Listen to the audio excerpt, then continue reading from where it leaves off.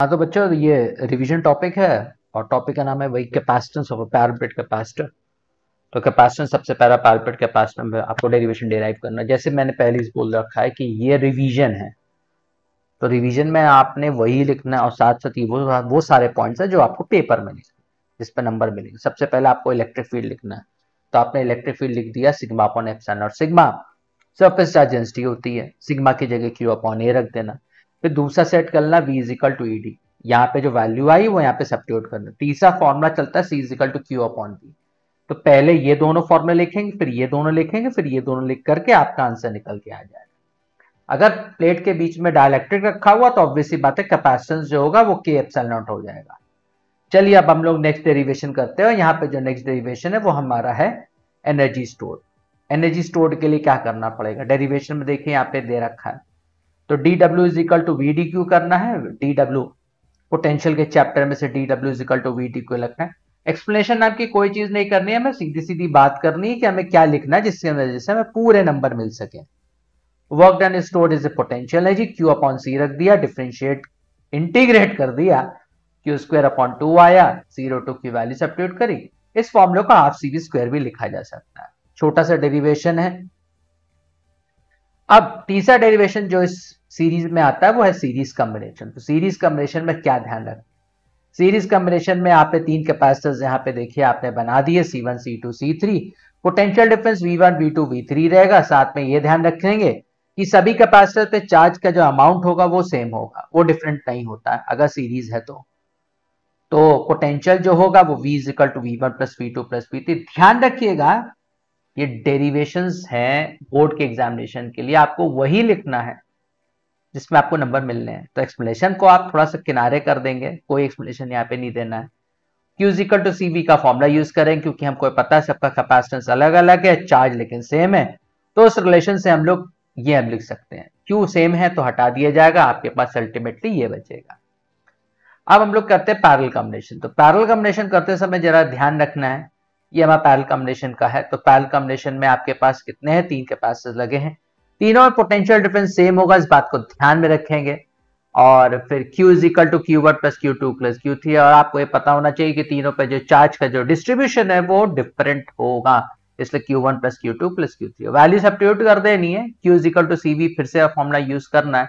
हमको पता है कैपेसिटेंस अलग अलग है लेकिन चार्ज का अमाउंट डिफरेंट है, पोटेंशियल डिफरेंस सेम है, वैल्यू सब्स्टिट्यूट कर देंगे, C is equal to C1 plus C2 plus C3 आ जाएगा। अब एक छोटा सा प्रॉब्लम है जो सीरीज और कॉम्बिनेशन पे बेस्ड है। यहाँ पे 12 माइक्रोफारेड का कैपेसिटर दे रखा है, 8 माइक्रोफारेड कैपेसिटर देखा, 5 माइक्रोफारेड। यहाँ पे जो पूरा पोटेंशियल डिफरेंस अप्लाई किया गया वो 120 वोल्ट का पोटेंशियल डिफरेंस अप्लाई किया गया। प्रॉब्लम करने के तरीके क्या होते हैं, बिल्कुल इजी सा है, बिल्कुल बहुत इजी सा। तो चलिए देखते हैं क्या करेंगे। सबसे पहले अपन लोग क्या करेंगे, ये 12 और 8 जो पैरेलल कॉम्बिनेशन है वो बगल में जो फॉर्मूला लिखा हुआ है इस फॉर्मूले को यूज करके 12 और 8 का कॉम्बिनेशन हो गया 20। यहाँ पे 5 माइक्रोफारेड ऊपर दे रखा तो उसको as it is cut copy paste कर देंगे। अब क्योंकि ये सीरीज कॉम्बिनेशन है तो सीरीज कॉम्बिनेशन में ऊपर के जो डिराइव फॉर्मूला था इसको यूज करेंगे, और इसको यूज करके यहाँ पे जो आंसर आएगा यानी जो नेट कैपेसिटेंस आएगा तीनों कैपेसिटेंस को वो आएगा 4 माइक्रोफारेड। अब आगे क्या करना है, हम सबसे पहले यहाँ पे फॉर्मूला लगाएंगे Q is equal to CV। 120 volt का पोटेंशियल डिफरेंस है, 4 माइक्रोफारेड कैपेसिटर है, तो यहाँ पे 480 माइक्रो कूलम का चार्ज आ जाएगा, यानी ये चार्ज यहां पर रहेगा। क्योंकि जस्ट ऊपर जाएंगे तो पता ये चलेगा कि जितना चार्ज यहां पर उतना ही चार्ज यहां पर होगा, तो 480 माइक्रो कूलम इस पर भी है, 480 माइक्रो कूलम इस पर भी है। अगर आप यहाँ पे पोटेंशियल डिफरेंस निकालने की कोशिश करते हैं तो इस Q is equal to CV का फॉर्मूला यूज करके आप यहाँ का पोटेंशियल डिफरेंस निकाल सकते हैं। ये पोटेंशियल डिफरेंस किधर का है, ये पोटेंशियल डिफरेंस इस जगह का, जो कि कैलकुलेशन करने पे 96 वोल्ट निकल के आएगा। ऑब्वियसली बात है यहाँ पर 24 वोल्ट होगा। इतनी बात शायद समझ में आ गई, क्योंकि टोटल वोल्टेज जो है वो 120 है, तो 96 यहाँ पे होगा, 24 यहाँ पर होगा। अब और ऊपर चलते हैं, ऊपर चलने पता चलेगा कि ये जो 24 वोल्ट है, ये 24 वोल्ट किधर है, ये 24 वोल्ट इधर है और इधर है, मतलब ऊपर भी 24 वोल्ट नीचे भी 24 वोल्ट। तो आप यहाँ पे आराम से चार्ज कैलकुलेट कर सकते हैं।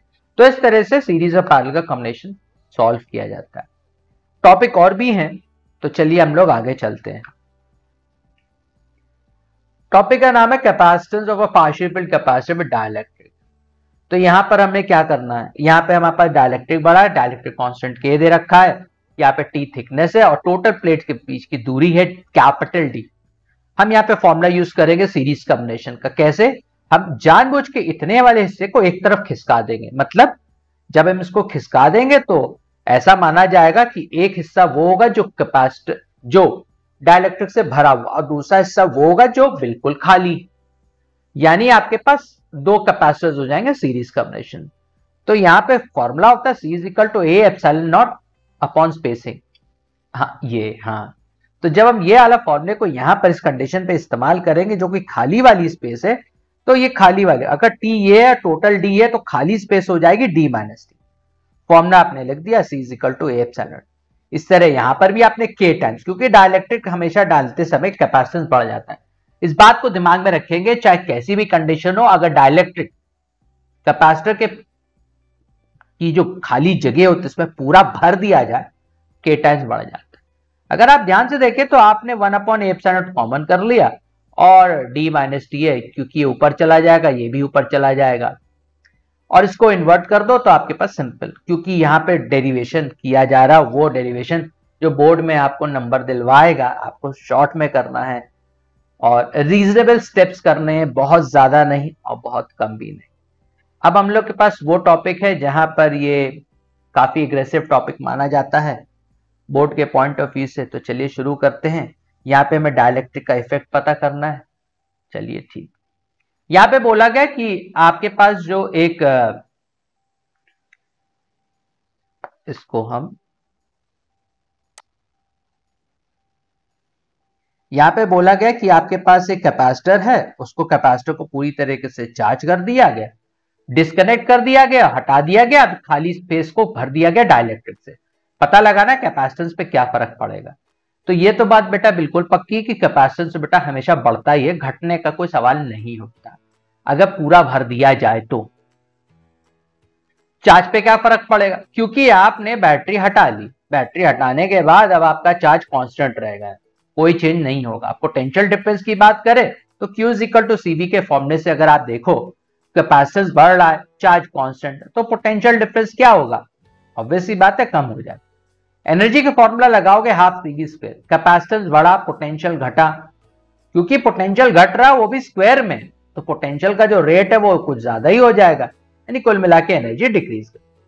इसी का एक और पार्ट है जहां पर आपको ये दे रखा है कि आपके पास एक कैपेसिटर है, आपने खाली जगह है, आपने उसको बैटरी से कनेक्ट करके रखा है और साथ में आपने डाइलेक्ट्रिक ऐड कर दिया। तो जैसे ही आप डाइलेक्ट्रिक ऐड करेंगे तो क्या क्या बढ़ेगा, कैपेसिटेंस हमेशा की तरह बढ़ेगा, आपके पास कोई ऑप्शन नहीं है। पोटेंशियल डिफरेंस, जब तक आपकी बैटरी कैपेसिटर की प्लेट से लगातार कनेक्टेड रहती है तो पोटेंशियल डिफरेंस कांस्टेंट रहता है, इस बात का ध्यान रखिए। चार्ज ऑब्वियसली बढ़ जाएगा, Q is equal to CV में कैपेसिटेंस बढ़ गया, पोटेंशियल डिफरेंस कांस्टेंट है, तो चार्ज तो बढ़ेगा बढ़ेगा। इसी रीजनिंग से हम कह सकते हैं कि एनर्जी भी बढ़ेगी। तो ये शॉर्ट में कैपेसिटेंस का पोर्शन कंप्लीट हुआ।